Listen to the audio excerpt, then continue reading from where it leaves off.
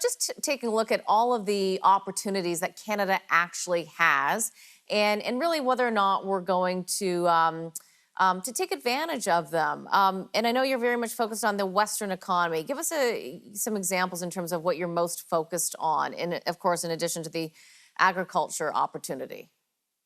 Sure. Well, we touched on some of them in terms of ag tech, agricultural tech opportunities, but the tech sector in general for the country, and in particular in Western Canada, Saskatchewan's showing real momentum in terms of that sector. So is the province of Alberta. I'd say the country as a whole has great opportunity there.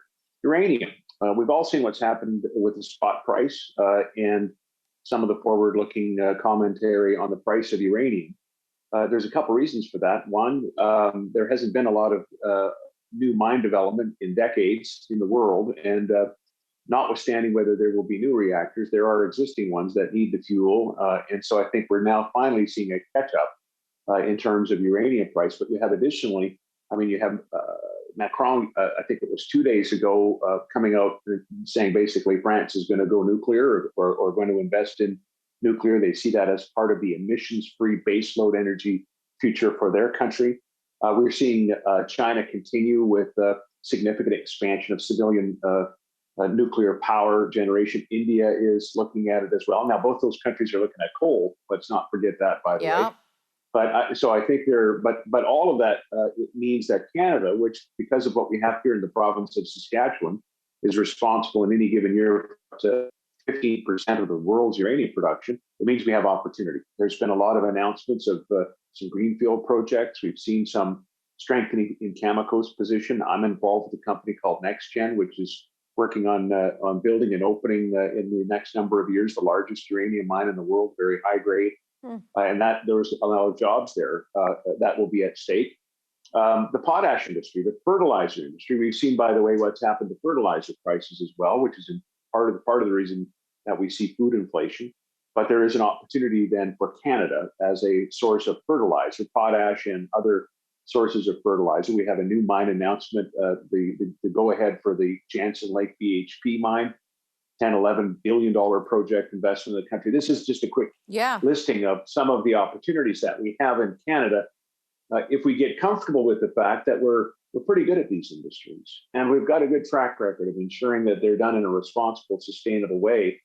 And back to my earlier point, that's what we need from the federal government. We have the former environment minister federally, now the natural resources minister, who has an uneasy relationship with these industries. And we have an environment minister who has, at least previously, had a hostile relationship with these industries. And, in Western Canada, we're waiting for a federal government to stand up and say, we're actually proud of these sectors. We're proud of the women and men that are involved in them. We're proud of the small businesses that benefit in terms of spin-off that are part of them.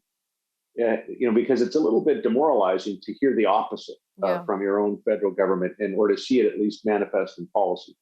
And Brad, I wonder as well, when I've been looking at these situations over the past couple of weeks, just in terms of the ministers who've been put in place to manage, essentially they have such a powerful position. They're going to be managing the economy, really, the natural resource ministers, et cetera, and are affecting the inflation feel and prices that we're all getting these days. Sometimes I sit back and I wonder, when you vote for a government official, yourself in all those years as a government official, you represent everybody, and everybody, period, let alone the people who voted for you. And I'm not convinced that everybody who voted wants such a narrow view of what we need to do on the environment that we're going to hurt the economy and so many families. When you were a premier, don't you feel the responsibility to make sure that everybody is taken care of, not just, more of a narrow view? I don't know if I'm saying it fairly or correctly. I hope I am. No, you are, Catherine. And I've certainly said on election night, during a victory speech, and I've heard other politicians, almost every politician, say something similar, which is there's a lot of people that voted for us tonight. Thanks for that. There's a lot of people that didn't. And we work for everybody. Now that we've formed the government. And so I do think there's that sense. It's interesting when you break down the last two federal elections, though, people will point to the relatively small percentage of votes that the Liberals got, and yet here they are in government.